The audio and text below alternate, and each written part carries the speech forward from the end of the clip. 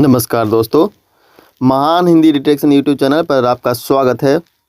दोस्तों 50 स्पेशल महान स्वतंत्रता सेनानी का डिटेक्शन लिखाऊंगा। अगर आप मेरे चैनल पर नए हैं तो सब्सक्राइब करें, बेल बटन को दबाएं, वीडियो को लाइक करें, फ्रेंड्स को शेयर करें। कैसा लगा कमेंट में बताएं। खुदीराम बोस जीवनी पार्ट 2 रेडी हो जाए दोस्तों। स्टार्ट। पढ़ाई के अलावा खुदीराम की व्यायाम में बड़ी रुचि थी। व्यायाम करने के लिए वे नियमित स्कूल जाते थे। नियमित व्यायाम से उनका शरीर गठीला हो गया और उनका स्वास्थ्य भी काफ़ी अच्छा हो गया।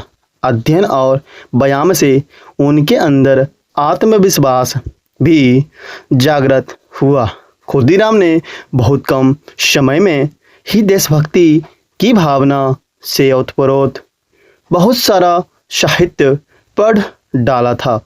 इससे समाज में फैली कुप्रथाओं और अंग्रेजों के प्रति घृणा की भावना उनके मन में भरने लगी।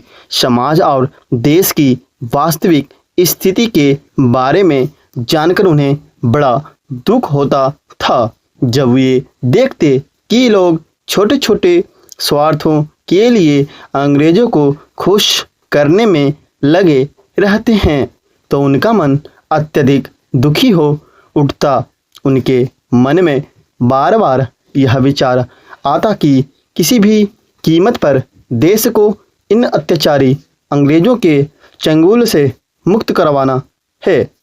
एक दिन खुदीराम घर के समीप के एक मंदिर की सीढ़ी पर बैठकर देश की समस्याओं और उनके समाधान के बारे में सोच रहे थे। उसी समय मंदिर का पुजारी वहां आया और खुदीराम से बातें करने लगा। खुदीराम ने पुजारी को अपनी चिंता से अवगत कराया और बताया कि मैं देश की सेवा में अपना सब कुछ अर्पित कर देना चाहता हूँ। खुदीराम की बातें सुनकर पुजारी ने कहा, बेटा अभी तुम्हारी आयु बहुत कम है। इतने महान कार्य करने के लिए तुम्हें पहले बाहर की दुनिया को देखना और समझना जरूरी है। उसी दिन खुदीराम ने सब कुछ छोड़कर बाहर की दुनिया देखने का निर्णय कर लिया। अगले दिन ही वे किसी को कुछ बताए बिना घर से निकल पड़े। वे कहाँ गए किसी को कुछ नहीं पता था। जब देर रात तक वे घर नहीं लौटे तो अपरूपा देवी को बहुत चिंता होने लगी। उस दिन उन्होंने ना कुछ खाया पिया और ना ही रात में सो सकी। अगले दिन मंदिर के पुजारी द्वारा अपरूपा देवी को खुदीराम के विचारों और इरादों की जानकारी मिली। पुजारी ने उन्हें बताया कि खुदीराम पूरे देश का होकर जीना और मरना चाहते हैं। खुदीराम पैदल ही घर से निकल पड़े थे। चलते चलते रास्ते में उन्हें जोरों की प्यास लगी।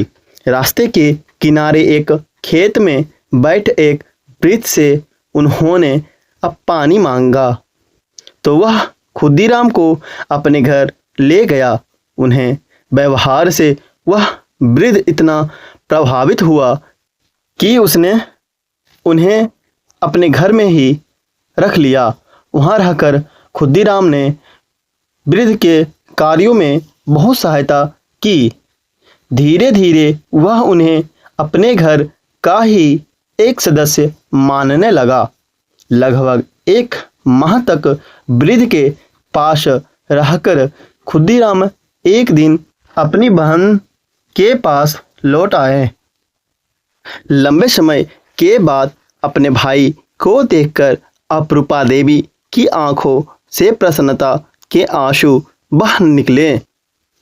जब खुदीराम ने घर से निकलने के बाद की अपनी कहानी आदि से अंत तक सुनाई तो अपरूपा देवी समझ गई कि अब उनका भाई हाथ से निकल जाएगा।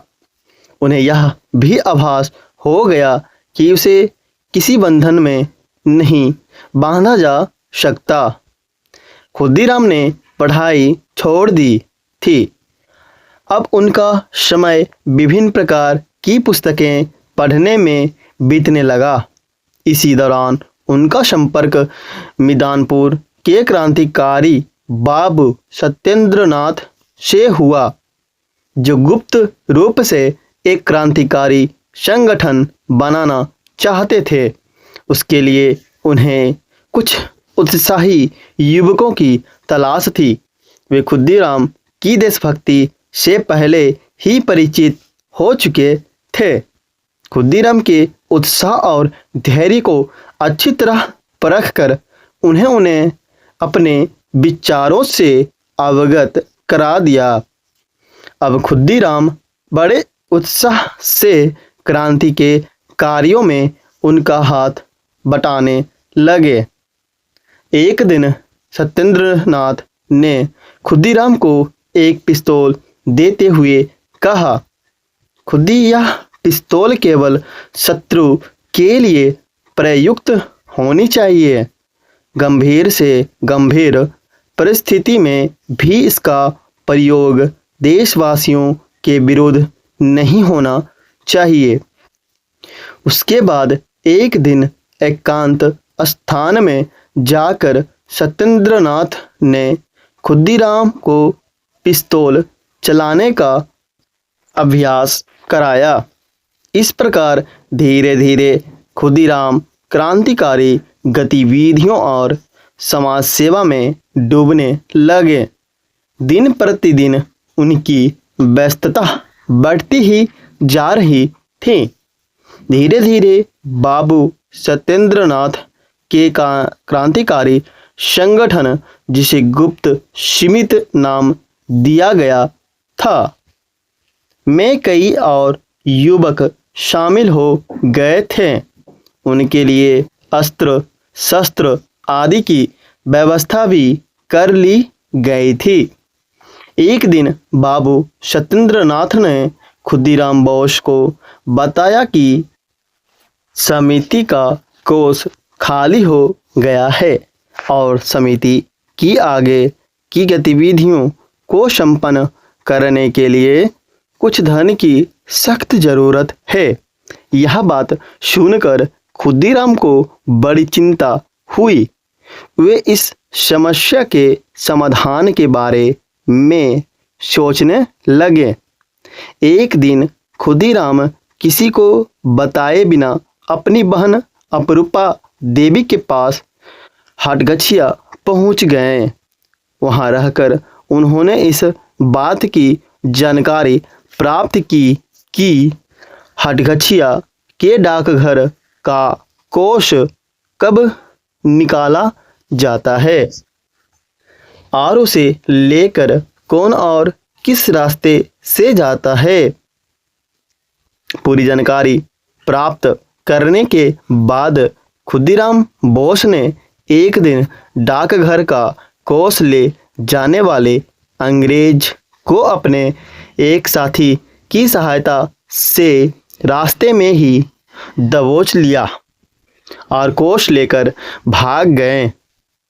इस प्रकार समिति की धन संबंधी समस्या का काफी हद तक समाधान हो गया। सत्येंद्रनाथ खुदीराम के इस अपूर्व साहस से बहुत प्रभावित हुए। उन दिनों कलकत्ता का प्रेसिडेंसी मजिस्ट्रेट किंग्सफोर्ड था। उसकी क्रूरता और निरंकुशता से कलकत्ता के ही नहीं बल्कि अन्य शहरों के लोग भी डरते थे।